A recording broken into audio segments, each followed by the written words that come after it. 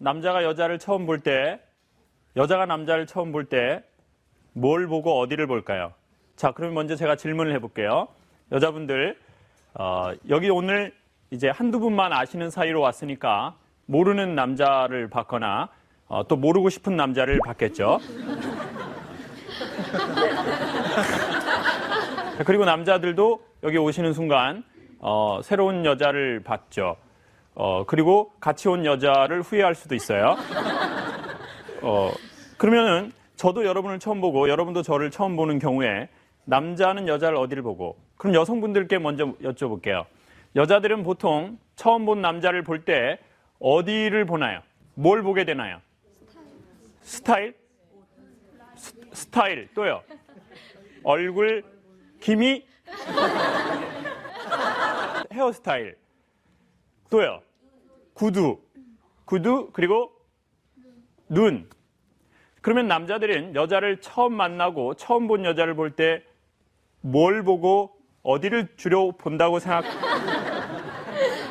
생각하시나요? 마음!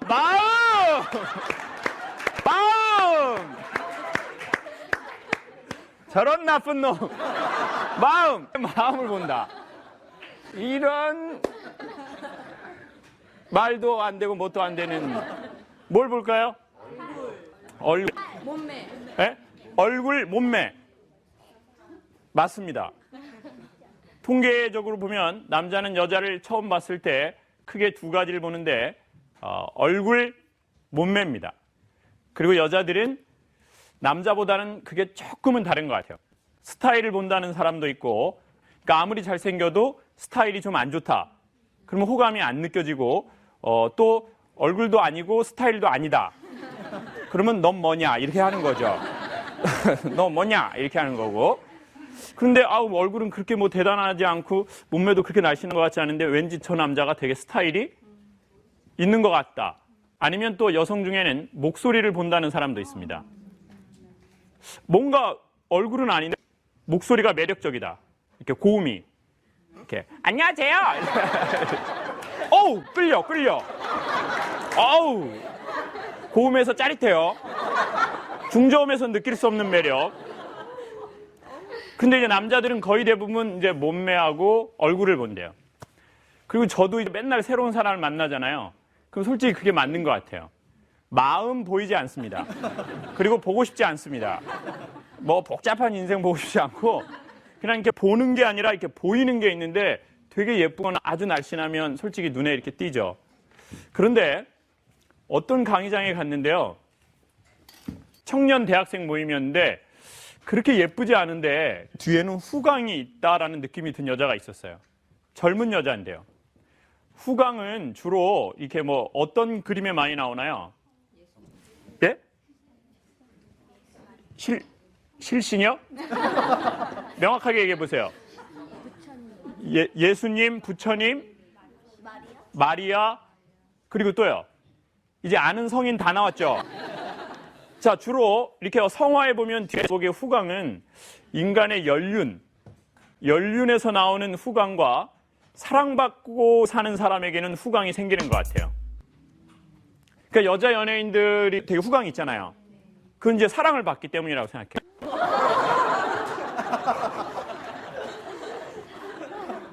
이런 눈빛을 많이 받으니까 이제 후광이 생기는 거예요. 사랑을 받으니까. 그런데 너무나 후광이 있는 여성이 있더라고요. 그래서 저는 그런 경우에는 꼭 물어봅니다. 선생님, 몇 살입니까? 결혼하셨습니까? 또 할 계획이 있나요? 이런 프라이빗한 거를 많이 질문하고 있어요. 여자인 경우에 후광이 있을 때는 이 질문을 꼭 합니다. 아빠하고 사이가 좋으세요? 네. 그리고는 이렇게 물어봅니다. 아빠가 우리 선생님을 이름을 불렀나요? 호칭을 불렀나요? 이름을 부르지 않고 애칭을 썼다. 손 한번 들어주세요.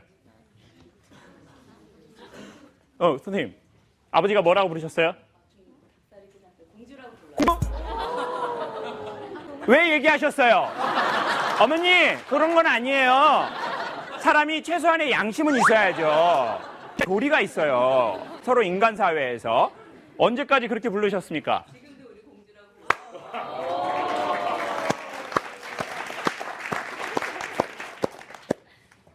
많은 종류의 그 공주가 있어요. 우리가 보통 생각하던 공주만 있는 게 아니라 많은 공주가 있어요. 그런데 이제 그 청년도 똑같이 얘기를 했습니다. 자기 아빠가 자기 생각으로는 자기 이름을 부른 적이 한 번도 없대요. 그런데 그 얘기를 하면서 얼굴이 정말 후광이 다시 한번 부채살이 펴지듯이 쫙 하고 펴지더라고요.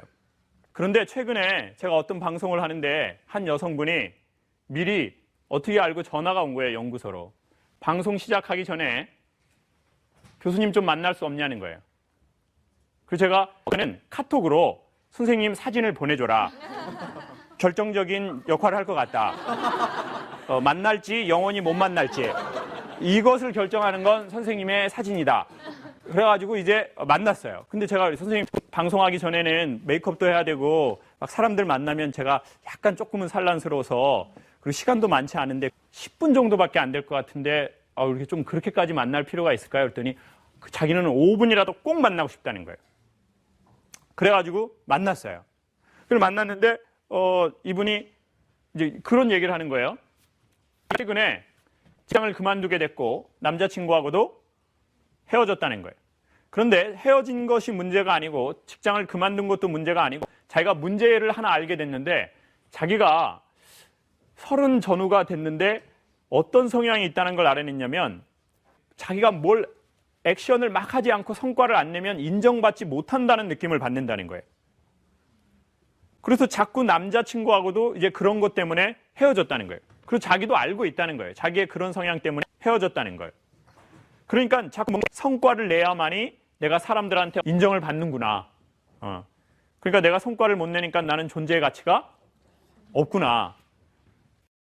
저는 고등학교 들어가서 존재의 가치가 없다는 걸 처음 알았습니다. 왜냐하면 제 친구는 인문계고 저는 공고라는 것을 알았기 때문이죠. 중학교 때까지는 다 같다고 생각했어요. 쟤나 나나. 그런데 어느 날 안 거죠. 쟤네 집은 부자고 우리 집은 가난하구나. 거지구나.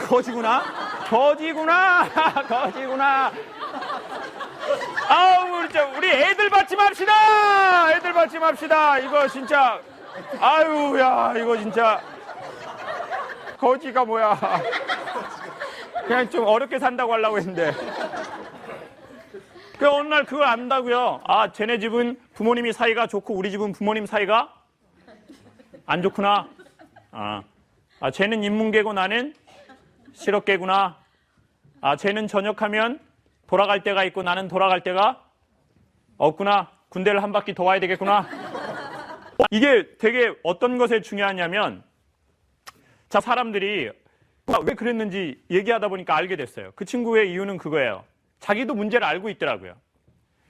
자기 아빠가 장손인데 종갓집 장손인데 당연히 아들을 원하는데 자기네 작은 아버지 밑으로는 다 아들, 자기네 집만 아들이 없다는 거예요. 그러니까 이제 아이는 더 이상 안 낳고 종갓집에 제사를 지내러 가면 항상 아들이 없는 것 때문에 아버지는 의기소침해지는 그걸 자기가 너무 많이 봤다는 거예요. 그리고 그 원인은 누구 때문이라고 또 생각이 드나요? 자기 때문이라는 생각이 들어요.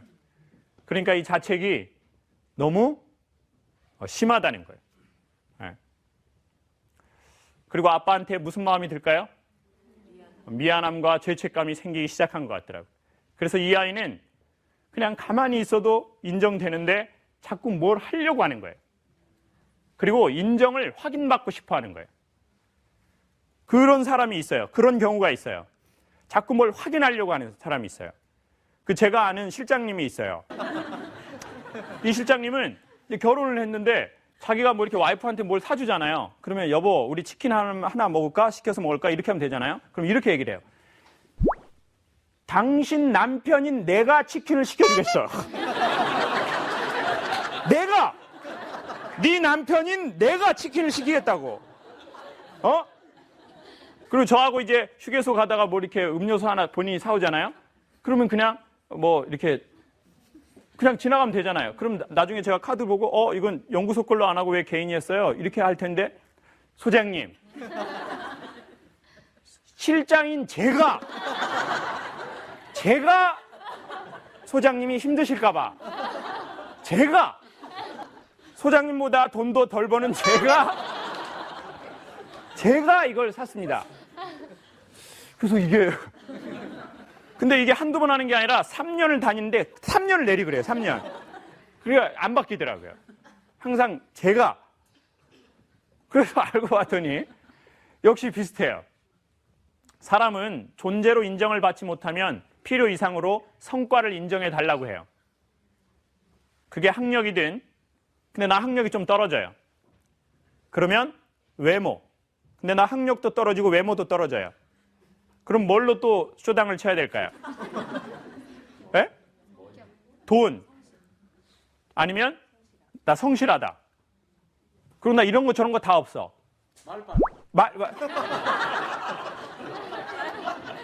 아버지 근데 조금 사전에 얘기하시고 들어오십시오.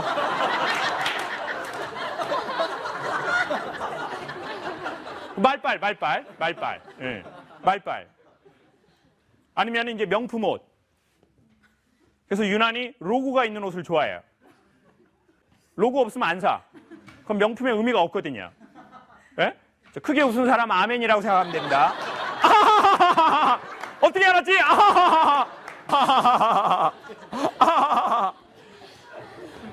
자, 그러니까 보십시오.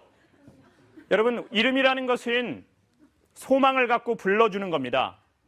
그렇죠? 이름을 지을 때도 소망을 갖고 부르고 애칭도 부르는 겁니다. 그 부름의 소리를 들은 사람, 그 존재를 받아들인 사람은 자기의 성과로 자기를 확인하려고 하는 게 훨씬 덜합니다. 나는 나고 내 성과는 내 성과라고 이걸 분리해서 살아가는 능력이 있는 거죠. 근데 우리는 존재에 대한 받아들임을 우리가 받은 적이 별로 없다 보면, 아니면 존재에 대한 걸 이미 받아들였는데 우리가 그 언어를 잘 해석하지 못하면 우리는 나이가 먹어도 계속 성과로 자기의 소중함을 인정해달라라고 얘기를 하게 되는 겁니다. 근데 어른이 되면 머리가 똑똑해지니까 말로 안 하고 행동으로 하는 겁니다. 그러니까 말로 하는 애들은 진짜 어린 애들이죠. 네 남편인 내가 교촌을 지킨 거야. 너는 진짜 잘 만났어. 여러분, 이 이야기로 통해서 여러분은 어떤 이름으로 불려졌는지, 그리고 또 여러분은 리더로서 자녀들을, 친구들을 어떤 이름으로 부르는지, 어떤 소망을 담아서 그 이름을 지었고 부르는지를 한번 생각해보고, 또 거기에 대해서 해결점이 있습니다.